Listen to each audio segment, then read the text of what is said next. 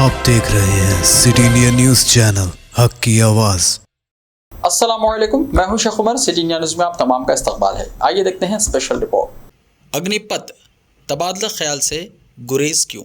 तो टॉपिक शुरू करने से पहले आप तमाम से गुजारिश करूंगा कि वीडियो को लाइक शेयर करते हुए हमारे इस यूट्यूब चैनल को सब्सक्राइब ज़रूर कर लीजिए ताकि ऐसी ही दिलचस्प और मालूमाती वीडियोस आइंदा भी आपको मिलती रहें। गुज़िश्ता महीने मरकज़ी हुकूमत की जानिब से मुस्लह अफवाज में भर्तियों के सिलसिले में अग्निपथ स्कीम का ऐलान किया गया। इस स्कीम के तहत नौजवानों को 4 साल के लिए मुस्लह अफवाज में मुलाजिमत फराहम करने की तजवीज़ थी। एक तरह से मुस्तकिल भर्तियों का तरीक़ाकार भी ख़त्म कर दिया गया है और जो नौजवान कई बरसों से इन भर्तियों के लिए तैयारी कर रहे थे उन्हें सिर्फ 4 साल के लिए मुलाजिमत देने की तजवीज़ थी, जिसके बाद उन्हें लाजमी सबकदोश कर दिया जाएगा। इस स्कीम के ख़िलाफ़ मुल्क भर में शदीद एहतजाज किया गया। कई रियासतों में ये एहतजाज फैल गया था और नौजवानों ने मरकज़ी हुकूमत की स्कीम पर अपनी शदीद नाराज़गी का इजहार किया था। कुछ नौजवानों ने पुरतशद्दुद एहतजाज भी किया था और हुकूमत से मुतालबा किया था कि इस स्कीम से दस्तबरदारी इख्तियार कर ली जाए और साबिक़ा तरीक़ाकार के मुताबिक ही भर्तियाँ की जाएँ। हुकूमत ने अपने फ़ैसले में कोई तब्दीली नहीं की और इब्तिदा में 17 था 21 साल उम्र वाले नौजवानों से दरख्वास्तें तलब की थी, लेकिन बाद में उम्र की हद में तोसी करते हुए 23 साल उम्र वाले नौजवानों से भी दरख्वास्तें तलब की थीं।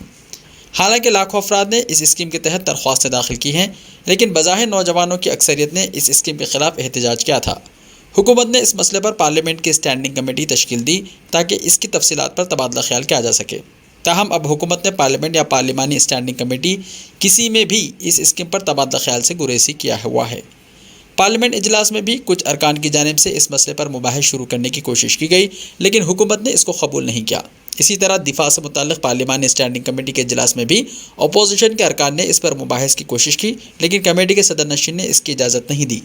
सदर नशीन का कहना था कि पार्लियामेंट में यह मसला उठाया जा सकता है, ताहम हुकूमत पार्लियामेंट में भी इस मसले पर तबादला ख्याल करने और अपोजिशन अरकान के एतराज़ात की समाअत करने तैयार नहीं हैं। दिफा से मुताल्लिक़ पार्लिमानी स्टैंडिंग कमेटी के इजलास में भी अगर मुस्लह अफवाज में भर्तियों की स्कीम के ताल्लुक़ से तबादला ख्याल नहीं किया जा सकता है तो फिर इस कमेटी का वजूद ही बेवजह होकर रह जाएगा। इस तरह की कमेटियाँ मुतल्लिक़ा उमूर पर तबादला ख्याल करने और इसकी तफसीलात का जायज़ा लेने के लिए ही तश्कील दी जाती हैं। ताहम मरकज़ी हुकूमत ऐसा लगता है कि इस तरह की तजावीज़ को किसी भी फोरम में मुबाहिस का मौजू बनने की इजाज़त नहीं देना चाहती। पार्लियामेंट में भी इस मसले पर तबादला ख्याल किया जाना चाहिए था।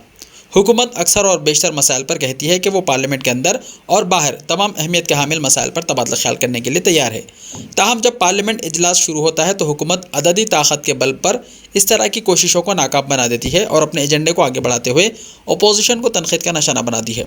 न पार्लियामेंट में इस मसले पर किसी तरह के मुबाहिस किए गए और ना ही दिफा से मुताल्लिक़ पार्लिमानी स्टैंडिंग कमेटी में अपोजिशन के अरकान को किसी तरह के इजहार ख्याल का मौका दिया गया।